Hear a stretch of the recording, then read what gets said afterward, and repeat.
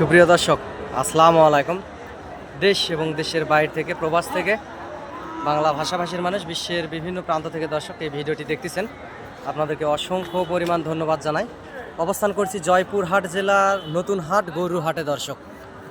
এটা একটি বর্ডার এলাকার আশেপাশের হাট। এই হাট থেকে ভারত সীমান্ত 9-10 কিলোমিটার একটা দূরত্ব। অসংখ্য পরিমাণ সুন্দর সুন্দর কোয়ালিটি জাতমানের সেরা বলদ, আবাল গরু, শাহিওয়াল, ব্রাহ্মা, নেপালি গির, দুধের গরু, হলস্টাইন ফ্রিজিয়ান, বিভিন্ন জাতমান কোয়ালিটির গরুগুলি এ হাটে আসে দর্শক। আপনারা চাইলে হাটে আসতে পারেন এবং যোগাযোগ করতে পারেন দর্শক।